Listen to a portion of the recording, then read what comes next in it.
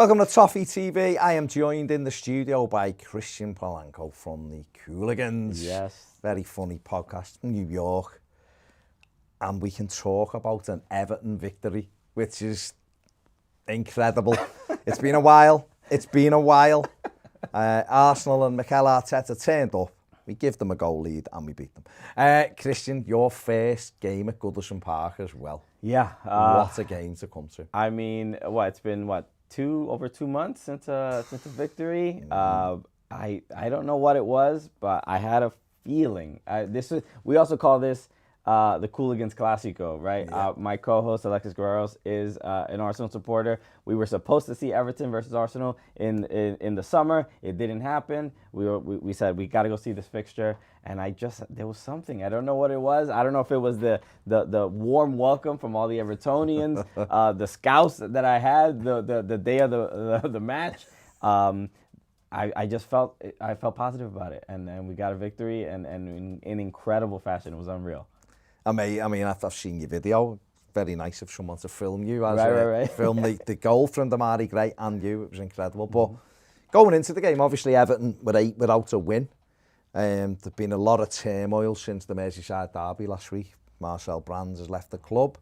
There was a lot of spotlight then, I guess, on Rafael Benitez, because you're looking at it in 8 games without a win. You're thinking Arsenal on a good run. Yeah. If it goes 9 games without a win, not many managers survive almost a quarter of a season without winning a game of football, and obviously he wasn't a popular choice anyway for Evertonians, so there was pressure going into the game. But I'm like you, I don't know what it was last night. It was I just fancied us to beat them. I think Arsenal, even though they're a good side and have got good players, I still feel that they're one of them teams who are a big club, but you can beat them because there isn't much underneath. As good a players as they have, right, they still, to me, feel a little bit soft. It's not like the great Arsenal sides with Vieira and Petit and Overmars and Bergkamp, Henry. They were ones who'd come and you'd just sit back and go, this could be anything today. And they'd normally win 2-0, but it was like, we've scored 2. We know you're not going to, and they keep the ball. I feel like still with this Arsenal side, you can get at them, and it's kind of what Everton did last night. And we saw, I went to Old Trafford to watch Manchester United Arsenal. Okay. And I saw them lose, giving up a late penalty. And even watching that game, you feel, Manchester United are not the strongest side. No. And they struggled a little bit. And they were like just making either little mistakes, losing the ball, not being as clinical, finishing. And I felt like if there's an opportunity to win, this feels like the game to do it. And even during the game, even in this losing streak, my main concern was just like I thought the midfield was just terrible in this losing streak, just kind of losing the ball. We saw it in this game as well. Just like I felt like there were certain moments where players were on top, Everton players on top of each other, being too close, not positioning themselves well enough, kind of losing the ball. But the effort and the heart was there, and that's why maybe it was all the noise about the 27th minute. You felt it even from the players. Even on the 27th minute, the roar from the crowd, which was almost a rebuke of, no, we're trying to support, we're trying to figure this out. So I couldn't exactly tell what was it a cheer for the players? Was it anger towards the board? But that moment, I think, got all the players, to say, all right, we need to perform today. And and VAR could have ruined it, and the goal from Arsenal could have ruined it. But I mean, the energy and the heart from all the players, and then Richarlison to continue just being so, which was just absolutely relentless. Again, the fact that this was my first game at Goodison, and the roller coaster of emotions. It wasn't just going to any game. I mean, it was a critical game, because if we would have lost, this conversation right now could be absolutely dire. Totally different. Right. Totally different. Yeah. Going into it, obviously, there was, like you said, the club being in a little bit of turmoil. Well, turmoil for a bit, but certainly everything comes to a head over the last week, and it did result in Marcel Brands leaving the club. There was the 27th minute. And I think even though not a lot of people left, relatively speaking, I think the people who'd organised it had done enough to raise awareness about fans aren't happy with what's going on at the football club. Yes, you know, would it have been a more powerful statement if the ends had emptied or whatever? Possibly. But I think that a lot of good work was done by them people to raise this thing of we're not happy. And it isn't just on Rafael Benitez, whether people like him or not, whether Evertonians want him gone or not, whatever. It is bigger than him. This issue is bigger than him. It's been 27 years without a trophy. It's nonsense. It's absolutely ridiculous. Yeah. We've had money, and the team, as you know, you just mentioned it in this run, people giving the ball away. We've got a team that isn't comfortable on the ball despite spending a hell of a lot of money. Right. There's just a big pile of mess, and I think it was absolutely right for those supporters groups to raise that awareness. It doesn't matter, I guess, whether the stadium emptied or not. You're right, the 27th minute, that noise, as I got, you know, the noise was incredible. Yeah. We all knew. We knew about it, right? We knew. So they raised that awareness. And I think what the roar wasn't necessarily for the players. I think it was an acknowledgement that people are not happy with what's gone on. The support's there now, okay. It mightn't have been there in terms of everybody leaving, but it was there in terms of we all know and we're letting you know as well that we're all behind it. But just going into the game, Yerry Mina came back. He'd been out for a while, delighted with that. The manager obviously moved a couple of pieces around. Rondon was out, which was no big thing. No but Richarlison was there. Obviously, we're still missing Dom and things like that. But I thought, and obviously Luca Dean wasn't even in the 18, and he's not injured apparently, so there you go. Which again, I suppose, everybody, if Everton are going to fight and stay in and battle and get something going, every single player's got to be on the same page. Right. Everybody, because that's how it works, isn't it? We're all in it together. But, I mean, were you pleased to see Mina come back into the side? Because a lot of people have said he's I'm a huge Yerry Mina fan. I always, we always say this on our show. So my family's from the Dominican Republic. I'm obviously born in New York. But during World Cups, I'm Colombian, right? Okay. One of my best friends is Colombian, and he was pretty much the one who introduced me to the game, brought me to matches and things like that. The first match I ever went to was like one of the first matches was England against Colombia. First time David Beckham played, and it was like a friendly in Giant Stadium. But I'm a huge Yerry Mina fan. And as soon as I saw him on the starting lineup, I'm like, I get to see Yerry Mina play. Yeah. To see him go after just a few minutes, about half an hour. Yeah, it's funny. Frustrating because I think his not having him has obviously been a big reason why we've been losing so many games. It's just I think the either having Godfrey and Keane at center back is just. Yerry Mina is just a big lad, as you guys say. Just an absolute force in the box, and then also to get goals, and he's provided that as well. And missing him, I think, has been a huge loss. So even the Holgate replacing him, and there was a couple like scary moments. They might have given up the ball, but I think he played well and did the job. And honestly, I think having Holgate, Keane.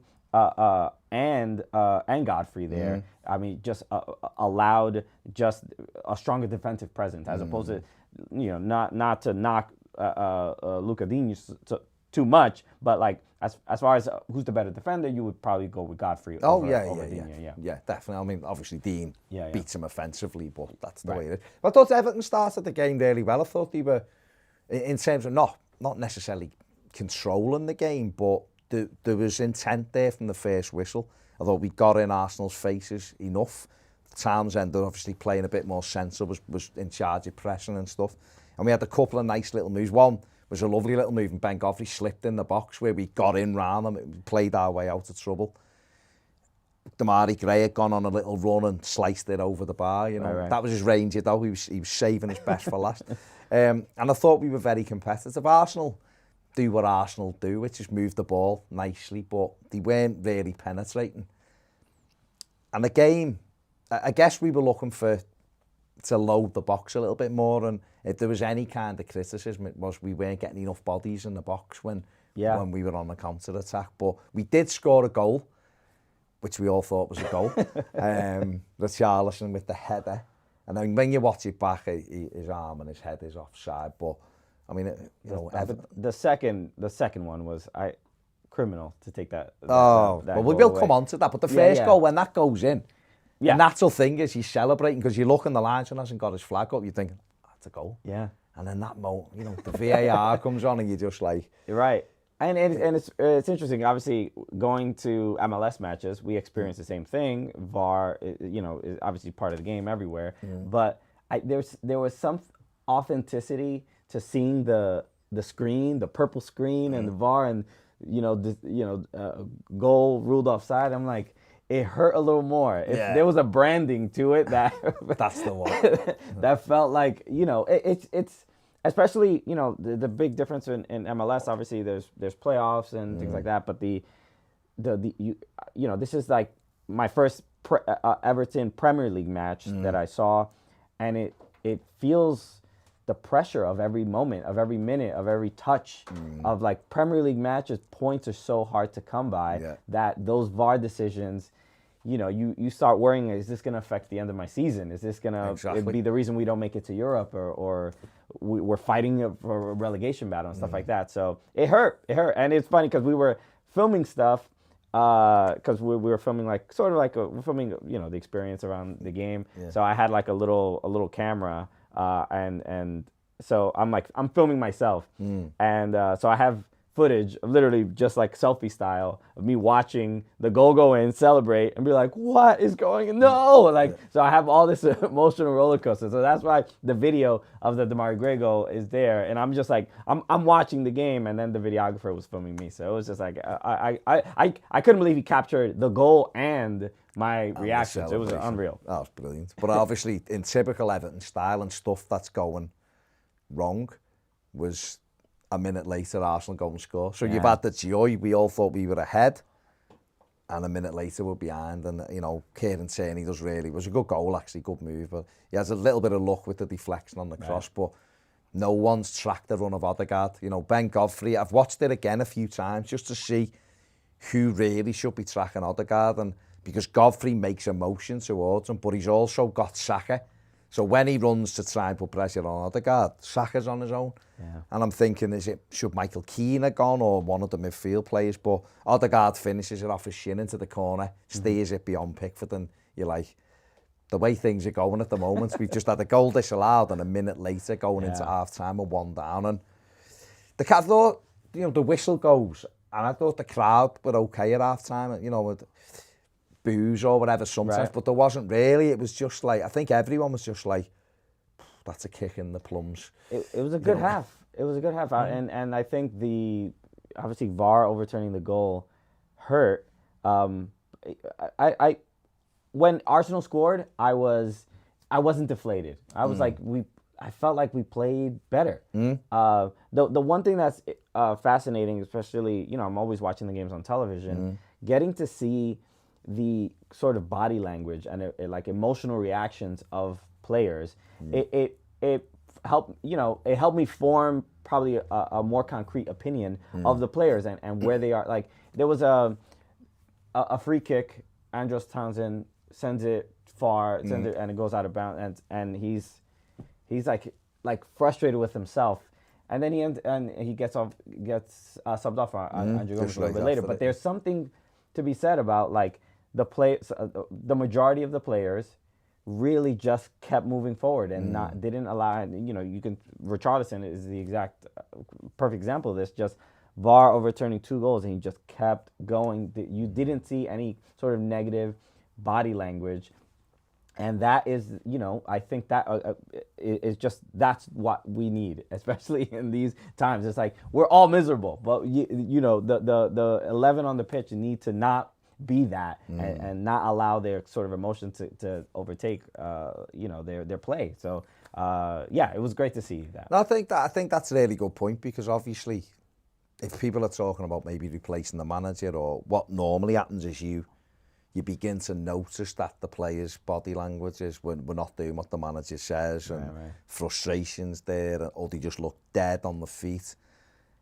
And whether you like Rafael Benitez or not, whether you want him gone or not, I don't think anyone could level that the players aren't trying for him. Certainly not last night. even in the derby last week, we just weren't good enough. Liverpool were just so much better. I think Everton tried in the derby. I just think Liverpool were better. And watching those two sides last night, and then you see, Arsenal could have gone into the top 4 or certainly would knocking on the door if they'd have won last night. You watch Liverpool, Man City and Chelsea, they play a different sport. Right. If Arsenal are a team going for the Champions League, they're nowhere near the level of the other 3. Right. Everton were shown that last week by Liverpool. We are nowhere near that level yet, and to try to get there is obviously difficult. But I thought the players did stay with the process, even though things were going wrong. I mean, we just want to quickly, before we talk about the Richarlison goal, there was an incident in the first half with Ben Godfrey, and I don't know whether you've seen it again. I have. It happened as I was getting up. It was in the 27th minute, and I seen it below me and thought, he could be off here. I've watched it again. Tomiyasu catches him late, but I think he's a very lucky boy. I think he's very, very lucky because I don't know, he might say he was trying to get his balance. Right. He stood on him, and for me, he's very, very lucky to stay on the pitch. I agree. I live, I couldn't really see the play. When there was a VAR check, I'm like, this could be bad. But when I watched the replay, I think the luck on his part is that he wasn't looking at Tomiyasu when it happened, and that's really the only thing you can only like benefit of the doubt that you can give him. He just he didn't know he was there. But I mean, you saw Tomiyasu stand up and he has a mark. Right? Oh, he definitely caught him. He caught right, yeah. I mean, whether or not Godfrey would say, well, I was off balance and I put my foot. Right. He looked a lucky boy to me, a very lucky boy. But listen, it's about time something turned, I guess. And luckily, Tomiyasu wasn't badly hurt, anything like that. So, but into the second half, you've already mentioned it. We have the second goal disallowed, which, when you see it again, is a toenail. I mean, to me, it's a ridiculous decision because they are basically in line. And Alexis is in the studio hiding out the way, with his tail between his legs. And he did say, but there's got to be, at some stage, there's a line, isn't there, where you've got to say it is or it isn't. But for me, that is so ridiculous. That's going back to what the rule was last season for me, which is you're talking millimetres offside in a game of football where it's quick. Right. There's, Arsene Wenger, former Arsenal manager, he wants, as long as a part of you is onside, the goal should be given. It looked incredibly harsh, I thought. Yeah, I mean, it was absurd. And then watching the replay and watching even when you see the offside line, I'm like, what? Who would objectively say, oh, that is offside? Like, you can't even confidently say it's offside. So it seemed, I mean, it was such a great play as well. I mean, also, look, because we'll talk about it probably later, but Iwobi had almost the exact same opportunity. And when you see the goal that Richarlison scored, he went near post and just placed it, absolutely bent it perfectly. I'm like, that's not an easy goal to score, and Ramsdale's a good keeper. But to take that away, it's just so ridiculous, so frustrating. Yeah, that's why I like MLS. In MLS, we don't have the VAR lines, we don't have the offside lines, so it's just if by the naked eye, if you can't tell that it's obviously offside, it wouldn't be offside. These lines are so wildly unnecessary. I don't see how they objectively improve the game or improve these calls. Just if it looks offside, then it is. But this precision is why is it even necessary? In a game that isn't precise. Right. There's lots of other things where you could go, well, we should stop the play there then and look at that. There was a handball by Arsenal in the first half that he just let go, and it's like, if they'd go back to that, and there was Everton done, there was something we did which looked like a foul to me, and I'm thinking, if we score, they'll defo take that back and look at it. So it's like, but with offside, it's like, no, let's get the millimetres out, and you're like, come on. I mean, Arsene Wenger said, well, that's it, isn't it? Well, Arsene Wenger said, and he's absolutely right, the problem with VAR is, certainly in the Premier League, they're looking for ways to take goals off people, instead of, you should be looking for ways to encourage goals. And I think, certainly in the European Championships last summer, they did start to try to give people the benefit of the doubt for goals so that we have goals in the game. I'm not talking if he's way offside, of course I'm not, but that to me was just harsh. But they did stick with it. The second goal disallowed, you do then think, this is just not our night. It's not our night. But, we made a couple of changes and Gomez come on and I thought he made a difference after Huge. the initial first 5 minutes where he pulled out of a couple of tackles. After that, I thought he really got on the ball and we started stretching Arsenal, and we do get the goal, you know, and it's a good bit of play. Damari Gray, Gomez shifts it to Gray, it's a shot, good save from Ramsdale onto the bar, and then Richarlison, which is really difficult to steer that header over Ramsdale into the back of the comfortable, net. And then you're waiting going, is this counted now? Is there another, you know, I'm thing gonna staring at Mike Dean, don't touch your earpiece, let's keep this moving, blow the whistle, let's keep it going. Go. But for the Richarlison, third time lucky, but a really good header. Just impressive. Look, and I mean, you got to credit Damari Gray there as well. I mean, from when I saw him play in Florida, I mean, he was incredible. He got the only goal that ended up going to penalties. But he's just an incredible player. And then what is it, 1.5 million that they got him for? I remember seeing him he was at Leicester, obviously. But I remember he was at Bayer Leverkusen. And he's just adapted so well. I don't know what happened in Germany. I don't know, but he's comfortable. I mean, he's easily. I mean, look, Richarlison missed a couple matches, but I would say throughout the season he's been our best player, obviously. And to take strikes like that outside the box confidently. I just want to see more of that.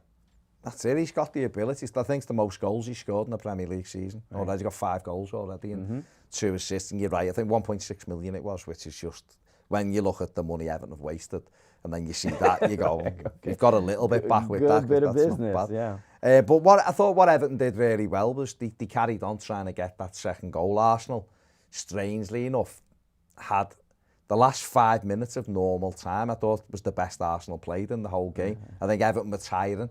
Arteta had brought a few players on. They started trying to push. Nketiah should score, really. Right. You know, Everton not stopping the cross, allowing, I think it was Odegaard, to bend the cross over, and Nketiah is on his own and he hits the post and it hits him. But poor marking from our perspective. James Coleman, I don't know who he was marking. Anthony Gordon hadn't sacked either, but it was 2v1 at the far post. And luckily, it bounces wide when it hits the post. And you do then think, we got away with that one. But then after that, we did go for it, you know, and then comes the moment that a lot of Americans will be very jealous with you, because we've spoke to ones who've come over and Everton have lost, they haven't even scored a goal, or they come over for a 0-0 draw.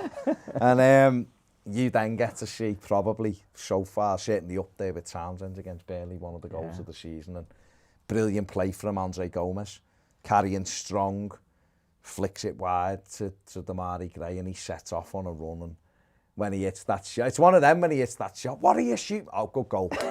Good goal. You know, he's hitting the shot.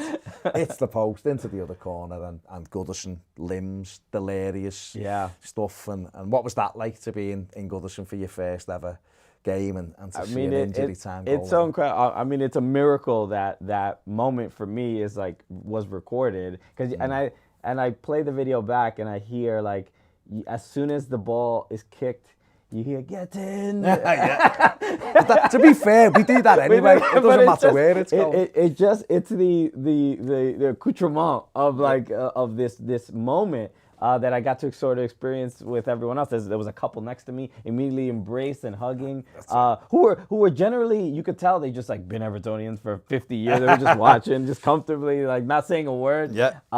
And you can see, it meant so much to me. But I think being around so many folks that it's. I mean, look, the losing streak, and then getting to that moment, just this relief that I feel. As a foreigner in a different degree, but to see that goal, I mean, it was just incredible. And we saw the preview of it when he hit the post, and that led to the goal. And I'm like, if you're gonna give this guy opportunities like this might happen. And even when the buildup of the play, Gomez kind of pushing the ball forward and creating the space, and then Ben White, you could see he was trying to track back.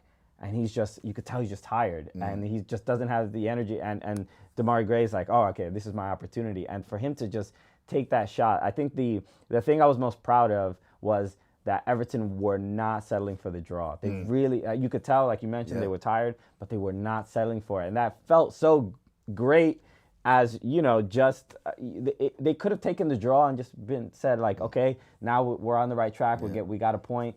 But no, they really, really went for it. And that was, not only was it incredible because of the victory, but the heart, especially in those 6 minutes, right?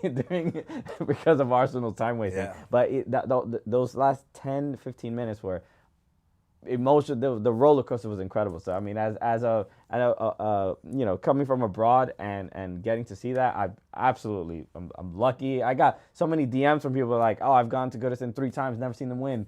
I'm like, I don't know, well, I'm 1 for 1. Season ticket incoming for you.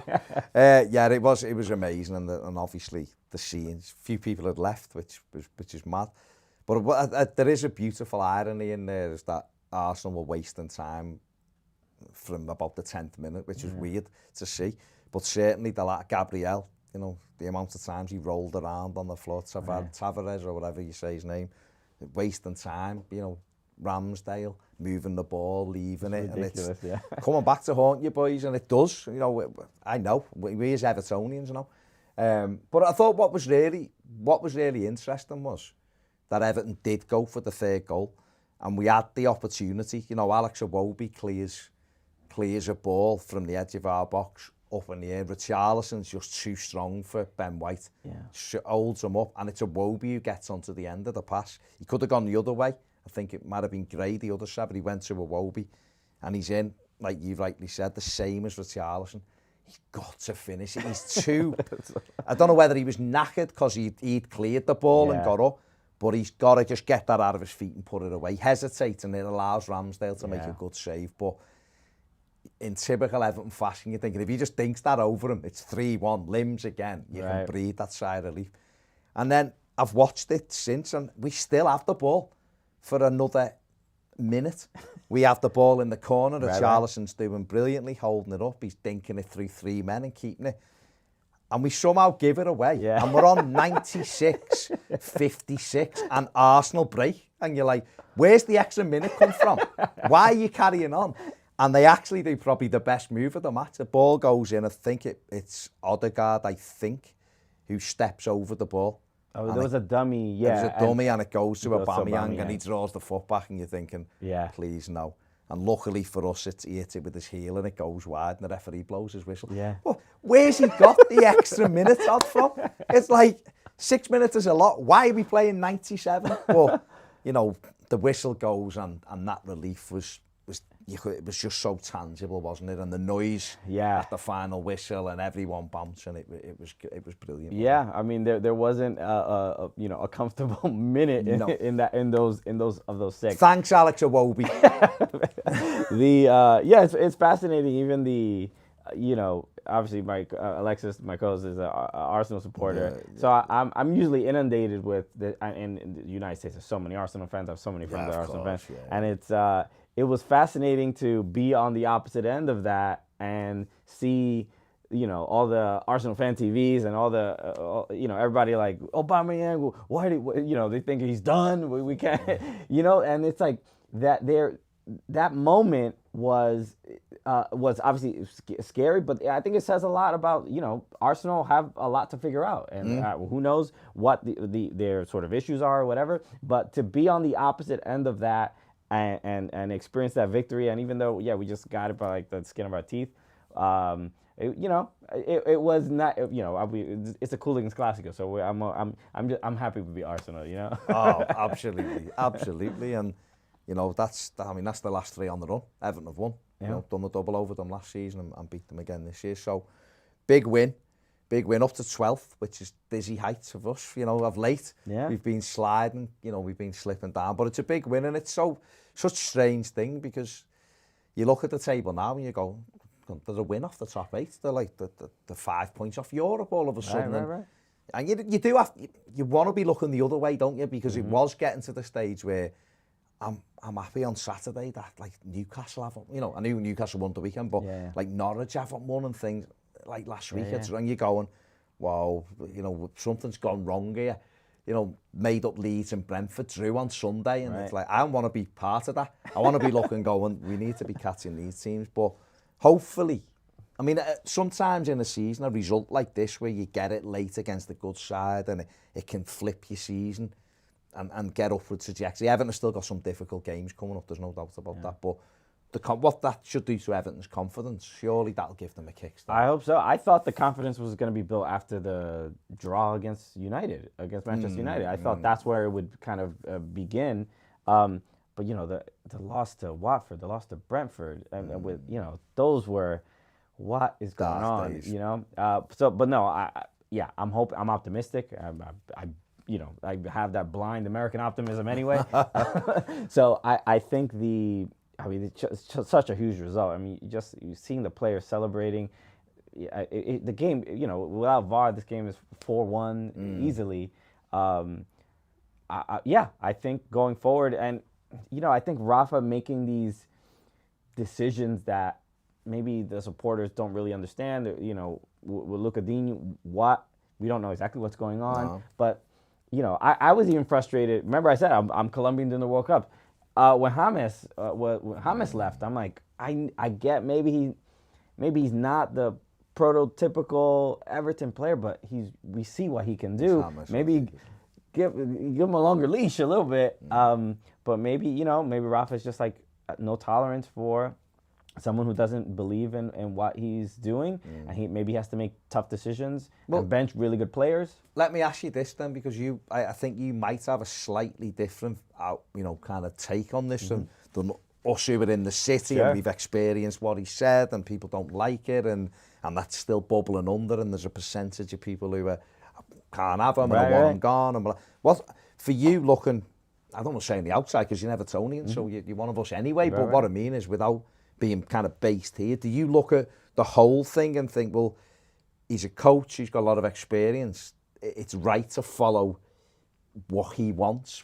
Or do you are you also thinking, well, I understand why no one wants him here? Well, I think look, I would never dismiss anyone's like history with being Evertonian and definitely the rivalry with Liverpool. So I understood, but I wasn't an Evertonian when Rafa was the manager at Liverpool. So honestly, I think what helped shape my opinion of him was our first 4 matches, where I'm like, all right, this is okay. This is all right, And I remember after those like 2 matches, there were videos of interviews after, I think maybe it was like Sky Sports interviewing fans after the match, interviewing Everton fans. And what do you think of Rafa? And it's like, don't want him, but what if only if we win the league, I'll be okay with Rafa. So the bar is set quite high. I think, look, like you said before, no manager can just deal with all these losses and not be rightly criticized. I think the kind of like, look, if he's going to probably lose the way, trying whatever you truly believe in, whatever system you want to like implement. So if that means benching big players, high paid players, then, and if we lose with, him giving his full effort and with his belief, then I would respect that rather than him simply saying like, oh, well, these are the high wage players and they have to play. So I think the main thing, and I see this on Twitter all the time as well, where if we consistently lose games and we don't change anything, that seems to be for any manager, that seems to be a ridiculous choice. So the fact that, again, he is making some changes. I know one of the big complaints is like he's not bringing up younger players. If we're losing a bunch of games, why don't we just lose with the kids rather than lose with the guys we have? So the fact, look, and benching Lucadini and starting Godfrey at that position, I think says a lot about, hey, winning is more important than anyone's ego. So that at the very least, I'll respect that. I mean, fair enough. It was a big win. Let's have a look at the stats from the game. From last night. They will be appearing No. Everton 11 shots, Arsenal 10. 5 on target for the Blues, 3 for Arsenal. 2 big chances for Everton, 1 for Arsenal. 36% possession, almost Everton's sweet spot, about 38%. But that surprised me, actually, because in the game, it didn't feel like, normally Arsenal are very ball dominant. It didn't really feel like that until like the last 10 minutes. Right. But fair enough, I mean, they're the scores, so there you go. Arsenal completed 586 passes, Everton 330. But Everton are built, I mean, you're talking about style and tactics. Everton are built as a counter-attacking side. Right. That's the way he wants to go. Some people like it, some people won't like it. I think, you know, he needs all his players fit. We know that. I mean, we've seen Yeri come back and not survive. Last, you know, it was his hamstring, last night it's his calf. My only little crumb of hope is that Damari Gray went off against City and we thought it, and he was okay the week later. So I'm hoping it's a precaution why Mina's gone off rather than I can't walk. He walked off the pitch by all accounts, so hopefully it isn't too bad.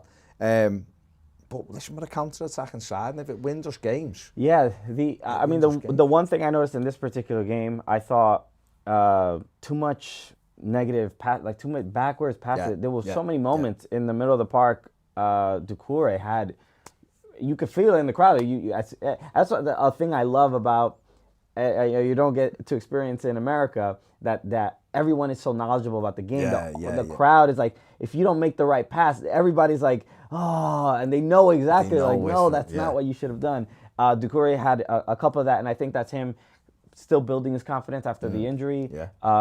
Allen, he's hot and cold, isn't he? Yeah, some bad sort of back passes that weren't necessary, or forward passes that were too risky. So that was my biggest complaint. The possession could have been a little bit better, because if we played with a little bit more confidence in the midfield, and I think we saw that when Gomez was in the game, just a little more comfort on the ball, holding on to it and making just like forward passes, which was we needed a little more of that. Yeah, definitely. One of the players who stood out for me was Michael Keane, who I thought overall, I think I gave him man of the match on my after-match review. Richarlison had a really good game. Damari Gray wins us the game. He got a hat-trick, so you can't take it away. Well, exactly.